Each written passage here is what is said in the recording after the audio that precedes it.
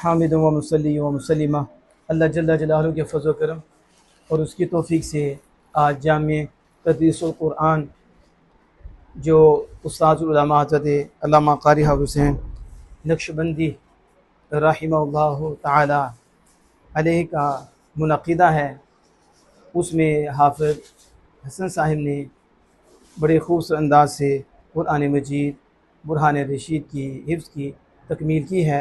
हम इस तक़रीब में आज हाज़िर हैं।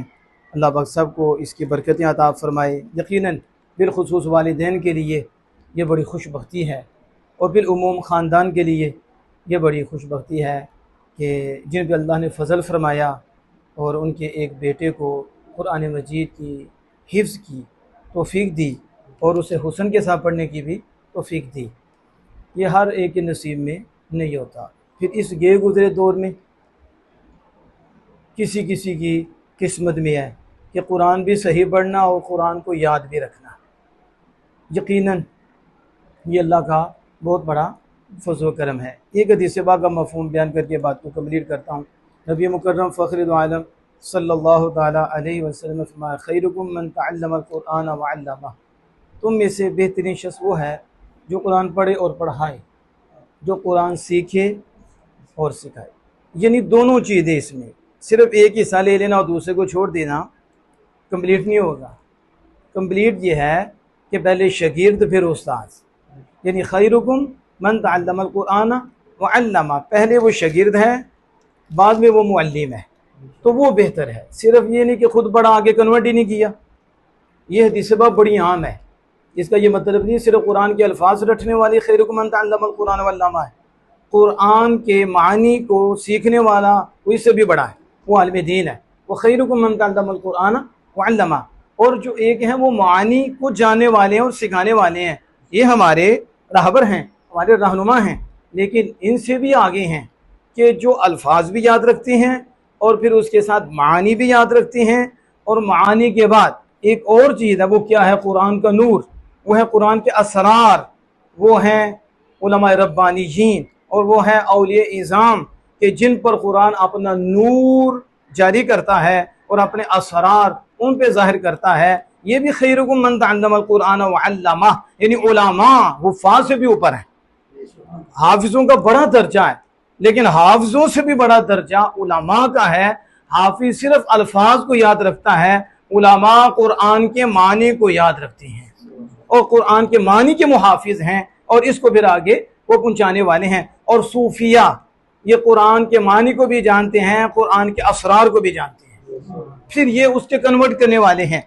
लेकिन नबी मुकर्रम फ़ख्रुल आलम सल्लल्लाहु अलैहि वसल्लम ये बता दिया कि तुम किसी की कोठी दे के ना ललचा जाना, किसी का बंगला दे के ना ललचा जाना, और तुम इससे परेशान ना होना कि वो तो बेडों पे बैठे हुए लेटे हुए हैं, वो सोफों पे बैठे हुए हैं, उनके तो बंगले भी हैं, उनकी कोठियां भी हैं, और तू ज़मीन पे बैठ के कुरान पढ़ के पढ़ा रहा है, तो तुम उसको बेहतर समझ रहे हो।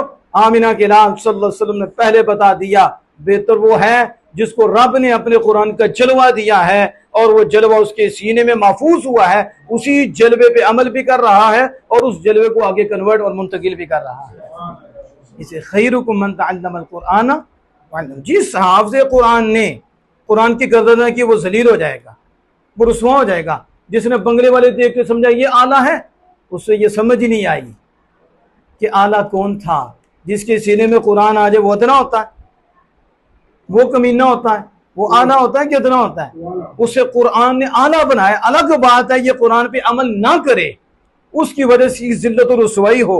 ये नहीं हो सकता कि सीने में कुरान हो और जिस्म पे कुरान की हुकूमत हो और दिल पे भी कुरान की हुकूमत हो, ये जलील हो ही नहीं सकता। ये अगर अजीज नहीं तो कोई अजीज है ही नहीं।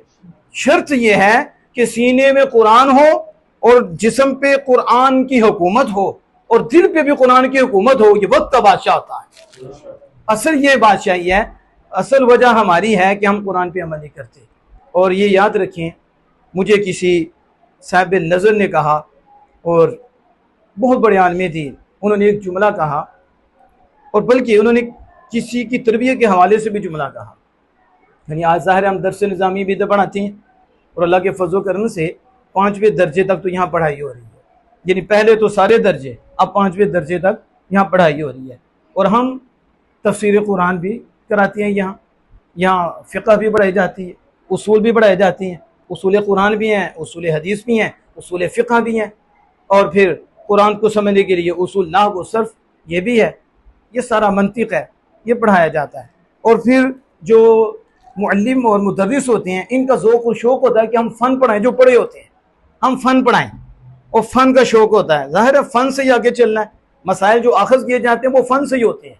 जिसे फ़न नहीं आएगा वो मसला कैसे आख़ज़ कर सकेगा, तो फ़न होता है। कुरान से भी मसाइल अख़ज़ करनी है तो उसके लिए फ़न और उसूल है, तो उसूल पे जोर देते फिर कहते हैं मैं नाहव पढ़ाऊँ, मैं सर्फ़ पढ़ाऊँ, मैं मंतिक़ पढ़ाऊँ, मैं हिदाया पढ़ाऊँ, तो उसकी फ़िक़्ह है, उसके साथ उसूल है, मैं उसको बयान करूँ, पढ़ाऊँ, शौक़ होता है, पढ़े होते हैं। लेकिन उन्होंने एक जुमला कहा, उन्होंने कहा ठीक है हिदाया भी है, सारा कुछ है, लेकिन आप कुरान तफसीर भी पढ़ाएं। क्या करें? कुरान की तफसीर भी पढ़ाएं, चाहे एजाज़िया ही पढ़ाएं आप। क्यों? कहा ये मकसूद नहीं है, मकसूद तो कुरान है, मकसूद तो हदीस मुस्तफ़ा है, ये उसके आला उसके मुआविन है। तो तुम जो मकसूद है वो भी पढ़ाओ, वो कुरान है। तो फिर होगा क्या, जब तुम कुरान पढ़ोगे ना, और जब तुम कुरान पढ़ाओगे बैठे ज़मीन पे होगे, लेकिन सोहबत तुम्हारी अल्लाह अज़्ज़ व जल के साथ हो जाएगी।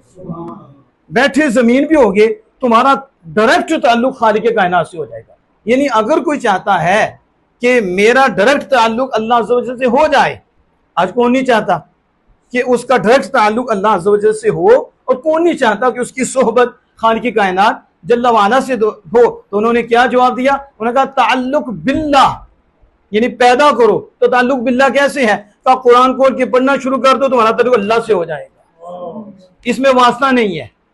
कुरान रब का कलाम है, तुम पढ़ते जाओगे तो अब जुबान तो तुम्हारी है, कलाम तो खुदा का ही है।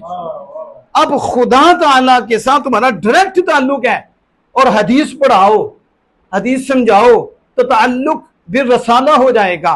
यानी कुरान जब पढ़ाओगे तुम्हारा ताल्लुक अल्लाह से डायरेक्ट हो जाएगा, जब हदीस मुस्तफा पढ़ाओगे, आप सल्लल्लाहु अलैहि वसल्लम की गुफ्तगू आगे बयान करोगे, तुम्हारा ताल्लुक रसूलुल्लाह से हो जाएगा। इसलिए आज दुख हो रहा है कि हम कुरान खोल के नहीं देखते, और हमें डर शय लगता है। आज लोग कहते हैं वजीफा दें, ये दो, खुदा के बंदो इससे बड़ा भी कोई वजीफा है तो मुझे बता दो, अगर है तो हमें बताओ। जो औलिया थे ना वो कुरान से वजीफा देते थे, वो कहते थे ये पढ़ो, इसकी एक सूरत मुल्क है, एक ही सूरत है ना, और देखो पूरा कुरान तो पूरा कुरान ने हिफ्ज़ किया, एक सूरत मुल्क है। कब्र में बंदा जाएगा तो जब अजाब देने वाला आएगा सर की तरफ से तो वो उधर आ जाएगी, वो अजाब नहीं देने देगी, पाँव की तरफ से भी आगे मेरे आका मैंने ये मुंशिया है। एक सूरत का ये आलम है कि कब्र में तुम्हें बचाती, कब्र में तुम्हारी निजात का जरिया बन जाती है, और यहां भी दुनियावी नेमतें मिल रही हैं। एक सूरत यासीन है, एक सूरत एक दफा पढ़े 10 कुरान का सवाब मिलता है। एक सूरत रहमान है, और वो क्या, कुरान की दुल्हन है, कुरान का हुसन है सूरत रहमान। यानी हमें तो कुरान पाक की कदर ही नहीं। मेरे आला इमाम अहले सुन्नत फरमाते हैं, मसद तवीज़ के पीछे मारे मारे फिरते हैं, कोई उसके पीछे जाता है तवीज़ दो, कोई उधर जाता है तवीज़ दो। आमत वो मैं यत्तक़िल्लाह यजअल लहु मख़रजा, यही तवीज़ है। अल्लाह फरमाता है जो मुझसे डर जाए, मेरी इताअत व फरमा बरदारी करे, हम उसके लिए रास्ता भी निकाल देते हैं, और वहां से रिस्क देते हैं जहां उसका वहमो गुमान भी नहीं जाता। ये मदारिस कैसे चल रही हैं, ये उलमा जिनकी 20-20 हज़ार 30-30 हज़ार तनहा है, इनका सिलसिला आज के दौर में कैसे चल रहा है? आप क्या समझते हैं ये 30,000 पे चल रही है, ये 20-25 हज़ार पे चल रहे हैं, ये 25-30 हज़ार पे नहीं चल रहे। ये जिस खुलूस से पढ़ा रहे हैं अल्लाह अज़्ज़ व जल की ज़रूरियत पूरी करता जाता है। कोई ना कोई सहारा, कोई ना कोई सबब बना देता है। वो बैठे होते हैं, लोग आके नवाज भी जाते हैं। रब कहता है कि तुम मेरे लिए लगे हुए हो ना, इसलिए हम तुम्हें जलील नहीं होने देंगे। हमने बंदे रखे हैं, उनको तुम्हारे पास भेजकर तुम्हारी जरूरत पूरी कर देंगे। इसलिए कोशिश करो कि बच्चों को कहो कुरान पढ़ो, और जो कुरान पढ़ने लग जाएगा ना, और हाली ना भी समझे, समझना तो फिर अगला काम है ना, ऐसे भी पढ़ेगा ना, बड़ी बलाओं से छुटकारा मिल जाएगा, घर में सुकून हो जाएगा, रहमतें आएंगी, दिल चमक जाएगा, रोशन हो जाएगा। जाहिर है जब तुम्हें पढ़ने ही अल्लाह का कलाम है तो फिर अल्लाह ने तुम्हें करम नहीं फरमाना तो और क्या करना है। इसलिए इमाम अहमद बिन हम्बल रज़ियल्लाहु अन्हु जब अल्लाह पाक का दीदार हुआ, 100 दफा आपको ख़ाम में दीदार हुआ, तो एक दफा आपने पूछा, उसका मफहूम था, मालिक तेरा कुर्ब कैसे मिलेगा, तेरा कुर्ब कैसे मिलेगा? तो फरमाया कुरान पढ़ने से। किसे? तो कहा कि कुरान समझ कर पढ़ें या बगैर समझ के? आवाज़ आई, ऐ इमाम अहमद बिन हम्बल, जो समझ के पढ़े उसे भी कुर्ब देते हैं, जो ना समझ है जिसे समझ नहीं वो भी पढ़े हम उसे भी कुर्ब देते हैं। कौन सी किताब ऐसी कि ये कुरान है जिसे मैंने अभी भी पकड़ा हुआ तो इबादत हो रही है?